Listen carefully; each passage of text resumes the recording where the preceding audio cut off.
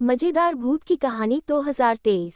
आज हम आपके लिए लाए हैं मजेदार भूत की कहानी, क्योंकि हमें पता है आप सभी को ऐसी ही मजेदार भूत की कहानी पसंद है और इसीलिए हमने आपके लिए मजेदार भूत की कहानी लाए हैं। तो चलिए शुरू करते हैं 2023 की बिल्कुल नई मजेदार भूत की कहानी, सुनसान हवेली और लिली। मजेदार भूत की कहानी। एक बार की बात है, जंगल में बसे एक छोटे से गाँव में लिली नाम की एक शरारती छोटी लड़की रहती थी। उसे अपने परिवार और दोस्तों के साथ मजाक करने के अलावा और कुछ पसंद नहीं था।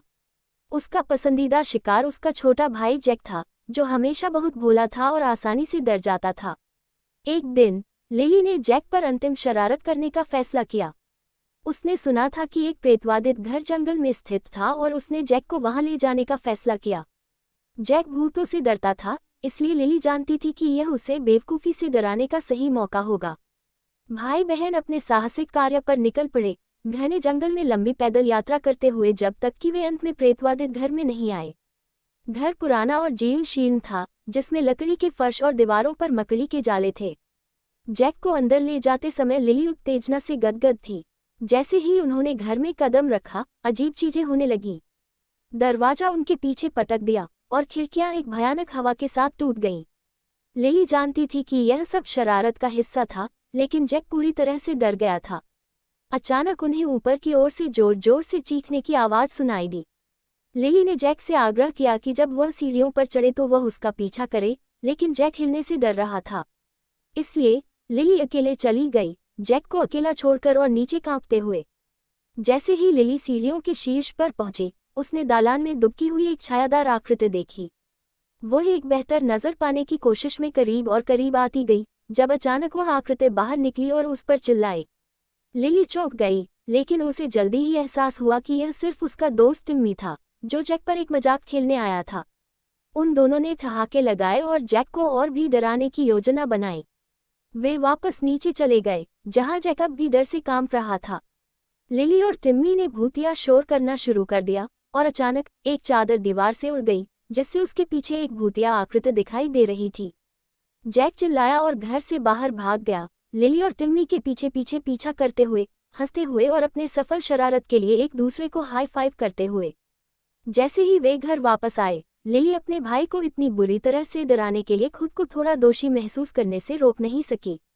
उसने खुद से वादा किया कि वह अतिरिक्त अच्छा बनकर और फिर कभी उसके साथ मजाक नहीं करेगी। उस दिन से लिली को मजाक की रानी के रूप में जाना जाने लगा, लेकिन उसने हमेशा ये सुनिश्चित किया कि वह इसे कभी भी बहुत दूर न ले जाए और हमेशा दूसरे लोगों की भावनाओं का ध्यान रखे। और जैक के लिए, खैर, वह भूतों के अपने डर से पूरी तरह से मुक्त नहीं हुआ, लेकिन उसने कभी कभी एक अच्छी शरारत की सराहना करना सीख लिया। सिवाय जब बात भूतों की हो, लिली ने अपना सबक सीख लिया था और तब से हानिरहित शरारतों से चिपके रहने का फैसला किया। साल बीतते गए और लिली बड़ी होकर एक सफल व्यवसाय बन गई, लेकिन वह प्रेतवादित घर की शरारत को कभी नहीं भूली और कैसे इसने उसे अन्य लोगों की भावनाओं पर विचार करने के महत्व को सिखाया था। उसने अपने पेशेवर जीवन में भी उस पाठ का उपयोग किया, हमेशा अपने कर्मचारियों और सहकर्मियों के साथ सम्मान और दया का व्यवहार किया। एक दिन लिली को जैक से एक पत्र मिला, जो एक कलाकार बनने के अपने सपने को आगे बढ़ाने के लिए एक अलग देश में चला गया था। पत्र में जैक ने लिली को उस पाठ के लिए धन्यवाद दिया जो उसने उसे बहुत पहले सिखाया था और कैसे इसने उसे अपने जीवन में मदद की थी। उन्होंने ये भी उल्लेख किया कि वह अपने नए शहर में एक प्रेतवादित घर में आए थे और उन्होंने अपने बचपन के रोमांच के बारे में सोचा था, लेकिन डरने के बजाय उन्होंने अनुभव को अपनी कला के लिए प्रेरणा में बदलने का फैसला किया। भूतों और प्रेतवादित घरों के डरावने लेकिन मनमौजी चित्रों का निर्माण किया। लिली को यह सुनकर बहुत खुशी हुई कि जैक ने भूतों के अपने डर का उपयोग करने का एक सकारात्मक तरीका खोज लिया है, और यह कि उनके बचपन की शरारत ने उन्हें इस तरह के रचनात्मक तरीके से प्रेरित किया। तब से लिली और जैक संपर्क में रहे और अक्सर अपने बचपन के कारनामों के बारे में याद करते थे, जिसमें प्रेतवादित घर की शरारत भी शामिल थी, जिसने उन दोनों को बहुत कुछ सिखाया था। और यद्यपि वे दुनिया के अलग अलग हिस्सों में रहते थे, वे दिल और आत्मा के करीब रहे। उन्होंने जो सबक सीखा था और जो खुशी साझा की थी, उसे हमेशा याद रखते थे। ये कहानी भी पढ़े, गरीबों को पढ़ने वाला भूत।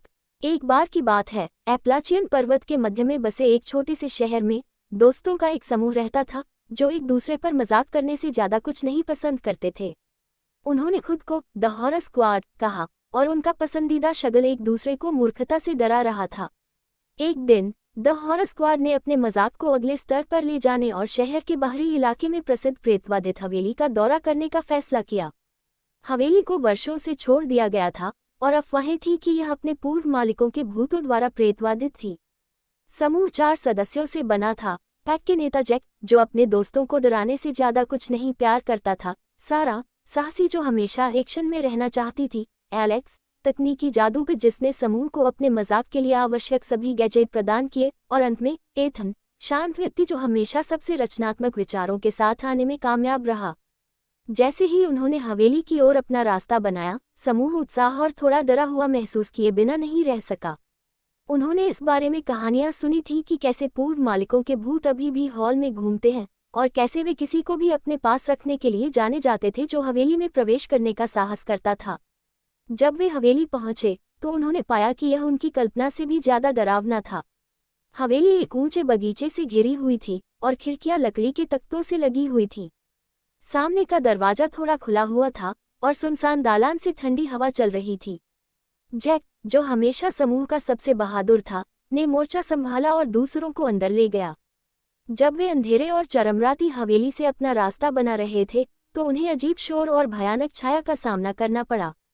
सारा ने डर को दूर करने की कोशिश की, लेकिन वह भी थोड़ी डरी हुई थी। अंत में वे मास्टर बेडरूम में पहुंचे, जिसे हवेली का सबसे प्रेतवादित कमरा कहा जाता था। जैसे ही वे कमरे में दाखिल हुए, उन्होंने कोने में एक आकृति खड़ी देखी। आकृति ने सफेद चादर ओढ़ रखी थी और वह भूत जैसी लग रही थी। समूह भयभीत था, लेकिन तब जैक को एहसास हुआ कि यह सिर्फ ईथन था, जिसने अपने मजाक के हिस्से के रूप में एक चादर पहन रखी थी। वे सभी हंसे और एथन को उसकी रचनात्मकता के लिए बधाई दी। लेकिन इसके बाद असली खौफ शुरू हुआ। कमरा हिलने लगा और दरवाजा उनके पीछे से बंद हो गया। रोशनी टिमटिमाती है और तापमान गिर जाता है। समूह ने चारों ओर देखा, भयभीत, क्योंकि उनके सामने पूर्व मालिक की भूतिया आकृति दिखाई दी। मूर्ति के हाथ में एक मोमबत्ती थी जो उसके चेहरे को रोशन कर रही थी। उनके आश्चर्य के लिए यह उनका दोस्त एलेक्स था, जो अपने तकनीकी गैजेट से उन सभी को डराने में कामयाब रहा था। वे सभी हंसे और एलेक्स को उसकी शरारत के लिए बधाई दी। राहत मिली कि यह सब खत्म हो गया था। लेकिन तभी उन्हें बिस्तर के नीचे से एक अजीब सी गुर्राहट की आवाज सुनाई दी।